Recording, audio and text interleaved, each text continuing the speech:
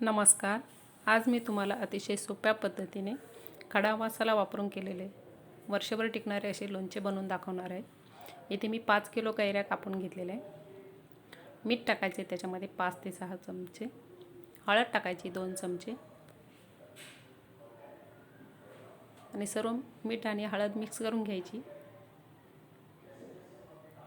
या दिवसात आपल्याला कैऱ्या सहज उपलब्ध भेटतात बाजारात आणि वर्षभर आपण लोणचे तयार करून ठेवू शकतो.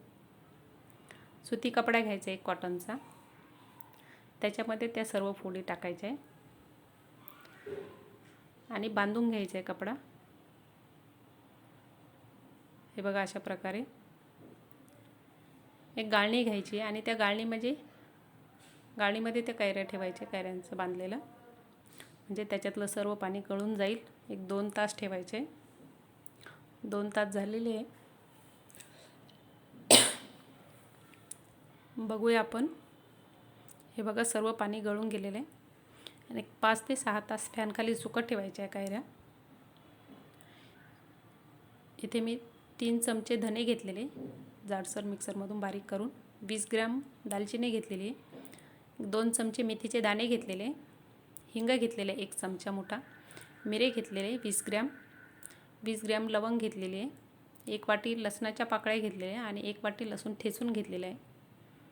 इथे मी 400 ग्रॅम मोहरीची डाळ घेतलेली आहे आणि 100 ग्रॅम बडीशोप घेतलेली आणि लाल मिरची पावडर घेतलेली. इथे 100 ग्रॅम बडीशोप अगोदर मिक्सरमधून जाडसर बारीक करून घ्यायची आहे,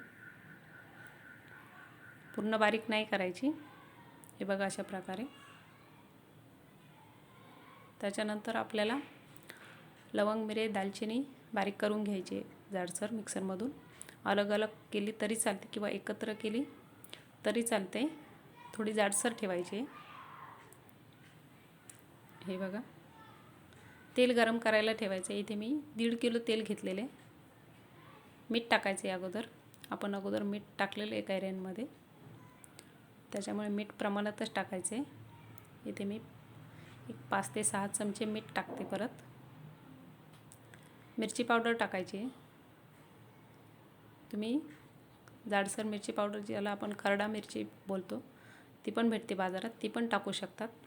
इथे मी 100 ग्रॅम मिरची पावडर घेतलेली, काश्मीरी लाल मिरची पावडर. मोहरीची डाळ टाकायची त्याच्यावरून, म्हणजे आपण जेव्हा तेल टाकतो मिरचीचा ठसका नाही होणार आणि मिरची जळणार नाही तेलामध्ये. हिंग टाकायचं आहे. हिंग आपल्याला खडा हिंग भेटतो किंवा पावडर भेटते सफेद हिंगाची, ती टाकायची. मेथीची डाळ टाकायची, लवंग, मिरे, दालचिनीची पावडर टाकायची, धने टाकायचे जाडसर वाटून घेतलेले, बडीशोप टाकायचे, लसूण टाकायचे ठेचून घेतलेला आणि पाकळ्या पण टाकायचे त्याच्यावरून.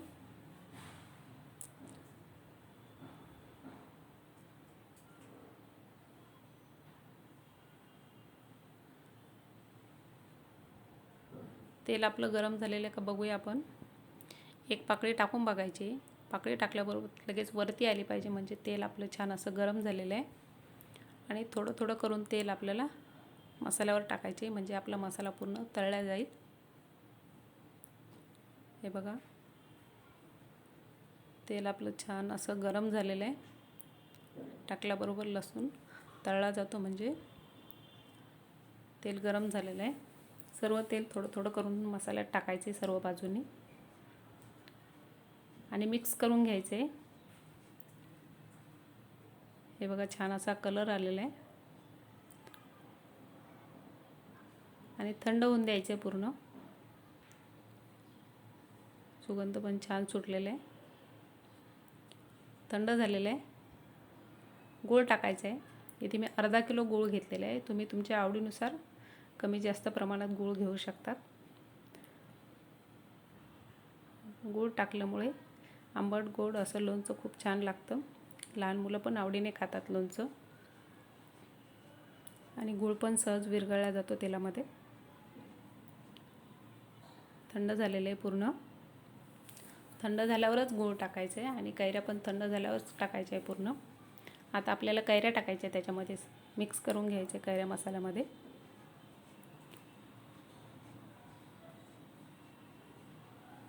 सर्व कैऱ्या टाकून द्यायच्या आहे मसाल्यामध्ये. अतिशय सोप्या पद्धतीने आणि वर्षभर टिकणारे असे लोणचे तयार होतं.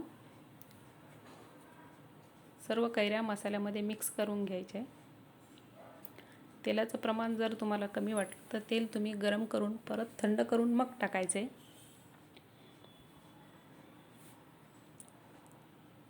छान असं लोणचं तयार झालेलं आहे. कलर पण छान आलेला आहे.